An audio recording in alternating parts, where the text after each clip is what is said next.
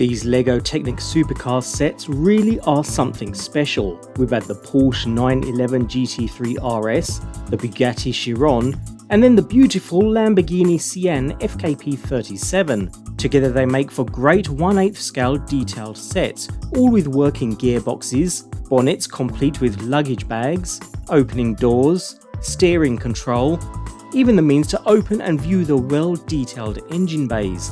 LEGO decided to take things one step further with their latest addition to the lineup, adding more detail than ever before, and present this, set 42143, the Ferrari Daytona SP3.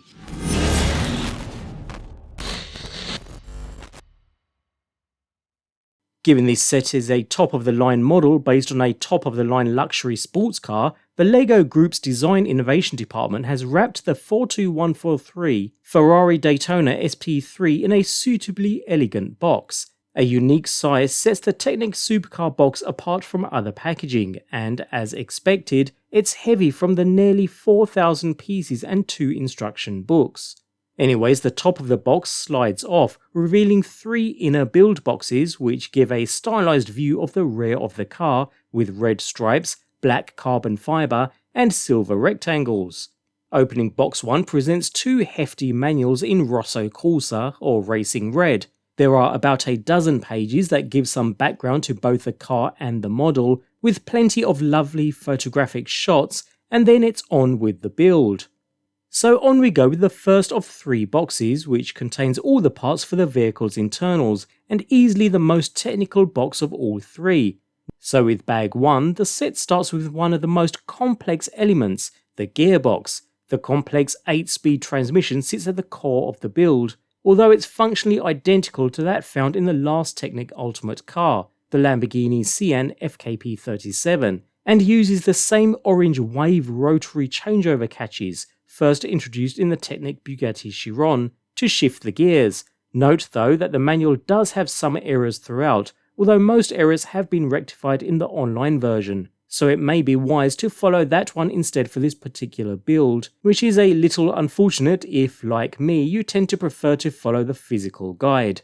Nevertheless, following the gearbox, we continue to build the main frame, which will largely be hidden of course, and out into the centre of the vehicle, with the transmission and gear changing mechanism.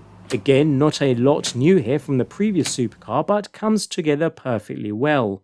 Anyways, with the gearbox and part of the chassis constructed, focus moves towards the rear axle, which this time treats us to a better and easily more realistic heavy-duty differential gear that seems to turn nice and smooth, as well as coilover shocks for the first time in the supercar series. This results in a slightly different construction to previous supercars, although a more realistic one. The central dark azure 20-tooth gear idles between the top blue differential input gear and the left blue transmission output gear. It also connects to the non-geared reverse axle too, all nice and smooth. The springs themselves seem adequately stiff, which they need to be in order to hold the weight of the completed model. Following this, the gearbox is then mated to the rear axle and suspension, and we can really start appreciating the complexity even though we're only still on the first set of build bags. At this point you'll want to ensure everything turns smoothly and the gear system works properly, as it'll be difficult to turn back later.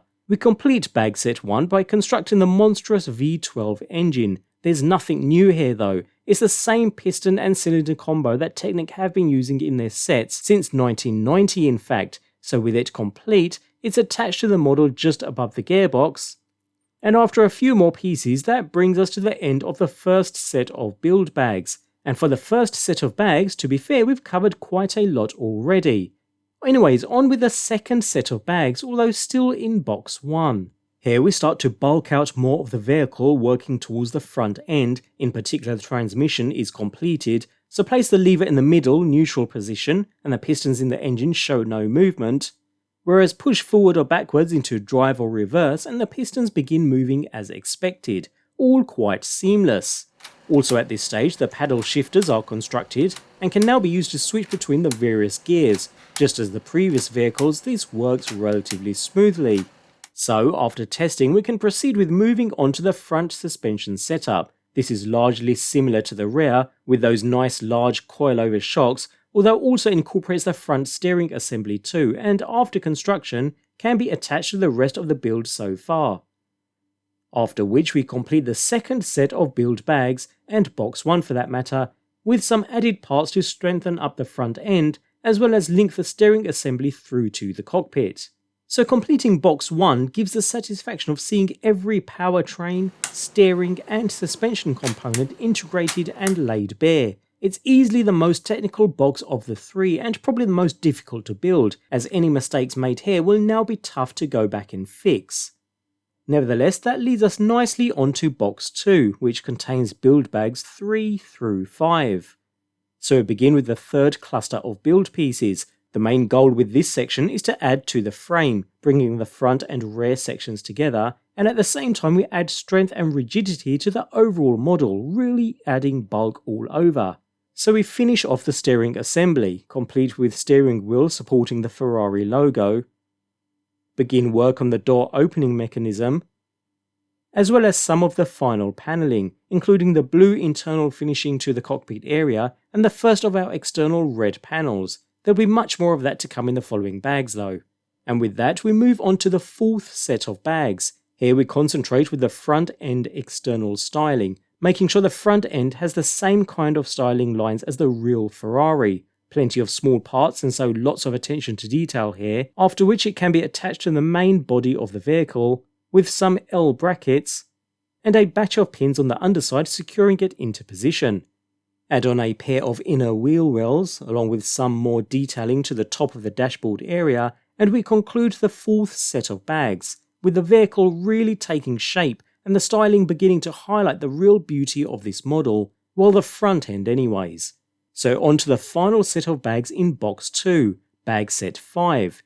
Here we start with adding some detail around the dash and windscreen area, before moving to the rear with the engine cover, covering the moving pistons almost entirely. For the remainder of this bag set, we continue to concentrate on the rear end, and in particular with the construction of the large and distinctively shaped rear hood that covers the entire engine bay, a nice detailed piece complete with a clear panel to see through to the engine. With it in place on the rear end of the vehicle, and with some extra panelling installed, we begin to appreciate the level of detail the LEGO Technic team went to here in order to cover and fill out as much of the vehicle as possible. A few extra pieces under the hood and we establish the mechanism in order to raise and view the engine bay beneath, with the rather large section being held up unaided quite firm. We do still need to finish off the rear end of course, although that'll come with the next build bags, and on we go to the third and final box. So we start with build bag set 6, the final set with previous supercar builds, although not here. Nevertheless, we begin with the front end and covering the large gap still present with the main hood, adding some curvature to the front end and almost finishing it off, quite nicely I may add. At this point it seems quite odd that we're so far into the build, nearing completion in fact, and we still have no internal seating. So that's what comes next with the blue bucket style seats, matching the interior of the vehicle. So in it goes with both seats, and although the colour choice may be questionable with the red exterior, it actually does seem to work pretty well. Finally, nothing says Ferrari without those iconic butterfly doors, and that's what we work on with the remainder of the sixth set of bags. Reconstructed here with smooth mechanical movement, once in place they're easily opened by using the rear lever that's under the hood. Yes, that means opening the hood every time you want to open the doors, unless you open manually of course, which is a little annoying to be fair, but even so they do work rather well, with manual closure. So all in all we have enough here to gauge the detail across the entire vehicle, which seems very impressive so far. The main outstanding section of the vehicle is around the rear end, and that brings us nicely onto the seventh and final set of build bags, which is aimed at constructing the rear elements of the model, including the spoiler, diffuser, and the distinctive ribbed styling elements. A lengthy and somewhat tedious part of the build, especially when it comes to the rear ribbed styling, but once in place we complete the overall look of the vehicle, and a distinctive rear end it certainly is. That just leaves the four wheels, which clip on nice and easily, along with the small plaque, There's no luggage bag included with this set, so the hood area, which is quite spacious, remains empty this time round. And that's a common trait with this set, empty spaces, other than the rear end of course, even in the cabin where we can see straight out of the bottom. That said, the Ferrari Daytona SP3 is a beautiful car, and the Lego model of it is similarly magnificent with a razor profile and sharp lines throughout, ensuring it looks great from any angle. For car and Technic fans who love a good curvy body, this set has certainly pulled it off. Completing the build is certainly a rewarding experience though. Time and time again you'll find yourself looking at an image of a new part being added and not having the faintest idea of how it attaches. Most of the time you'll work it out, but be prepared to spend some time head scratching before working out the way forward. Even so, looking at the completed Ferrari, critics could point to not only the gaps between panels, but also the doors that can feel a little flimsy, or the fact that the windscreen is merely suggested via flexible rods, and that the interior takes minimal to a whole new level. But that's not what this set is about. As with many Technic sets, many of the highlights are buried away inside, only to be admired as the build unfolds. That gearbox, the way the steering linkage snakes through the chassis, how the center console bends to clip into place. There are the working paddle shifters, the suspension, the engine itself, and then there are the doors. Many supercars have scissor doors that push up rather than out. The SP3, however, has swan doors. As the door rises up, the bottom of the door angles outwards. The model replicates this motion amazingly well, and time again you'll find yourself opening a door just to watch the mechanical ballet. Sure, the door opening mechanism can only be operated from the engine bay, which is a little strange, and then you sometimes have to prod the door back into place when you close it, so the set does have its annoyances, but these are minor when you consider the entire package. If you've got the 42056 Porsche 911 GT3 RS, the 42083 Bugatti Chiron, and the 42115 Lamborghini Sian FKP37, then you'll already know that you have to buy this set to sit alongside them.